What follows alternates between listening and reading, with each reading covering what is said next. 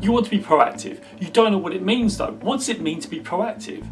We just really struggle when we go into our working lives or our careers or our businesses. What does it mean to be proactive? But in this video, I'm going to show you what that means and how we get it into our lives so we can be proactive and actually know what it means and make it work. So let's go. Hi, my name is Joe Noya and I'm here to help you live an inspired life in your work, in your business, in your career, and in your job. And today, we are going to be talking about Stephen Covey's 7 Habits of Success. Now, I've had this book for many years, it's really helped me, and I'm going to share with you habit number 1, which is proactivity. So we hear it bounded about in our businesses, in our jobs, in our work, in all these types of things. So what does actually proactivity mean? Proactivity means that we need to be stepping ahead. We need to be getting ahead of where we are. We need to be preemptive. We need to make sure that when we do things, that we're doing an intention to serve, an intention to be better, an intention to improve every single day. But we don't. We just get into our jobs, or we get into our businesses, or we get into our careers. We just follow the linear path. And this is not what this means. So Stephen Covey talks about a few things. He talks about your circles of concern. So a lot of us are concerned with a lot of different things in our jobs, in our business, in our careers, right? We jump along to different things. We go into different parts of the business. Maybe we're doing different jobs, or we're doing our routine day to day to day. But when things come into our lives, we try and control certain things.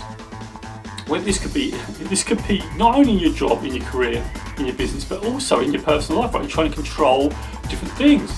You might be trying to control, say, your family. And if you're in a business or you're in your career, you might be in charge. You're trying to control other people. But what he does is beautiful. What he does is distills it.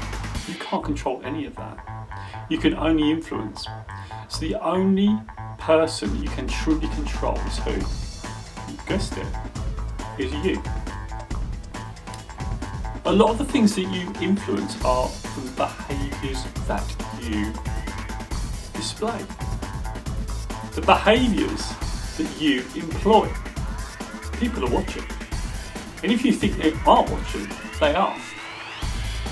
So it's really important that if we are going to be able to influence and create a culture, or even in our personal lives where we're trying to help people, we've got to be able to control ourselves. And the first area of control, the inner circle, is you.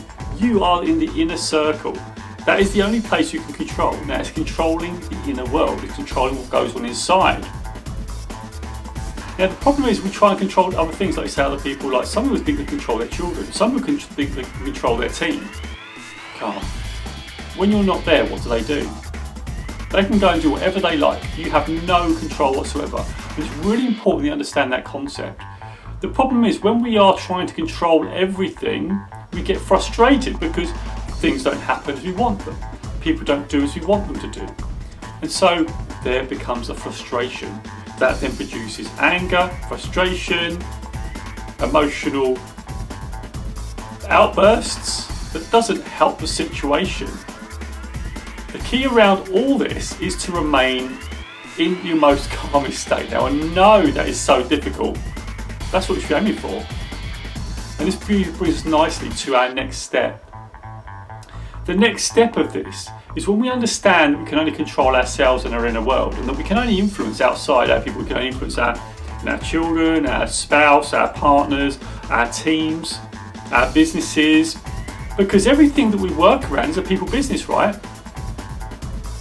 So it's just to understand that when we are in this proactive state, that we can only control ourselves. That when we control ourselves, when we display the behaviours that are calm, that are considered, that are not from a place of reaction, that's when you start to win. That's when you start to grow. Now, I'm not saying you're going to get it perfect. I don't get it perfect. I'm still a human being and I still react to things. What I'm trying to do is to try and respond rather than react. And this beautifully brings us on to that next step that I was talking about a little bit earlier. There's 2 types of ways to deal with things that come into our business lives, our personal lives, and things that make us feel upset, right? We can either react or respond. Now, Stephen Covey talks about this. I really love this. So, when we react, we are reacting from a place of unthinking. We're just reacting, and we let our anger burst out, and we shout, and we may have a go at someone, and it's not great because we have come from a place of emotion. We have been hijacked by our amygdala, which is the emotional center of our brain, and it's hijacked our whole body. It's just gone boom, and we've been angry, shouted, whatever it is, and it's not helped, because what happens is you spark that in the other person. You spark that emotion in the other person. So what happens is you're and it escalates and escalates and escalates, and you feel more upset. You feel the burning inside. It's not going to work because you're both going to go at it, and this could be, again, business, career, relationships, anything like that. That's what happens. I see it. And this is why it's really important to practice this. So, when you get at the place where it's highly charged, it's highly emotional, there is a gap. And you've got to identify this gap. And when it happens, you actually do have a choice. When you feel that emotion, you can step back. And when you start to feel angry, you need to be in tune with how you're feeling. So when you start to feel that anger, you've got to recognise there's a gap to respond, not react. So responding means feeling the anger, letting it subside. Maybe you have to step out of the room. Maybe you have to go outside for a walk. Whatever it takes, don't say anything, don't do anything until you have got to a place where you are in control of your inner world. Because you are going to feel a little bit out of control when the feeling comes in. We all feel that, but what we're trying to feel it and let it go before we actually do anything or respond to anything. Okay? Because we need to respond from a place of love, caring,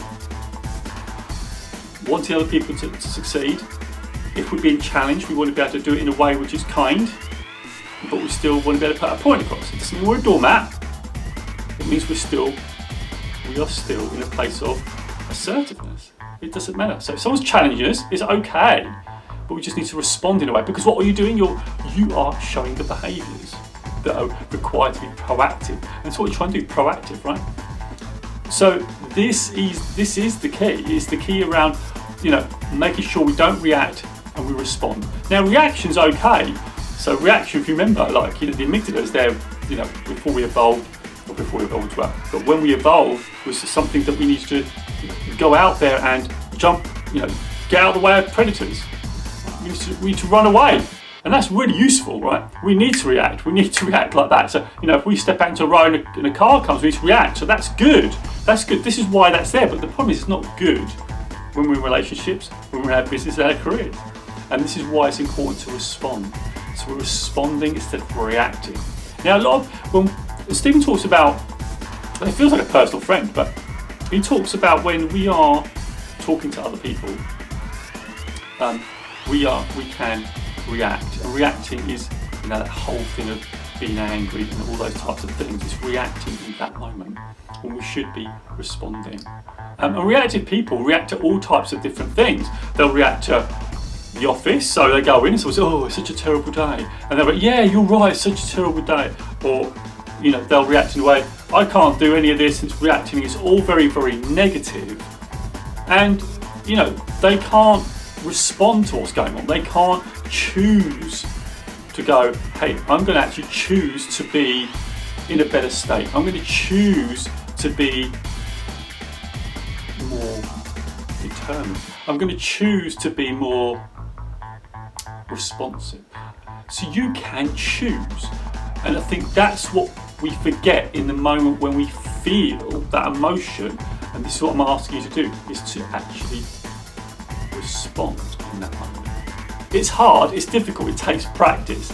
And I'm still practicing, as I said, I'm not perfect, and that's what this is about. So there's a couple of things that I'd love you to do. I'd love you to do this. So one is I want you to start to go through your days and actually think about how you are going to plan for the times where you may have reacted to things.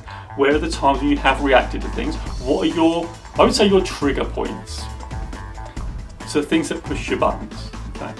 So things that push my buttons are people when they're rude and things like that. When people are rude, when they demand something off me, when I'm doing something else, not trying to interrupt me when I'm doing something else, that can make me upset. That's a trigger point.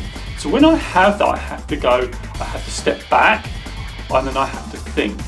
And I have to either step out of the room or start to breathe, which is another good technique, right? So I want you to think about that. What are your pain points? What are your trigger points? And I want you to practice this. Now this is in the book, he's asked you to practice 30 days. So I'm just going to do this. So every 30 days, I'm going to then do another video about this. So that's number one. Number two, I want you to write it down. I want you to how you did it. What was the tactic? Did it work? Did it not work? I want you to write it down, and I want you to really practice this. And if you need to come back to the video, come back to the video, right? And lastly, comment below.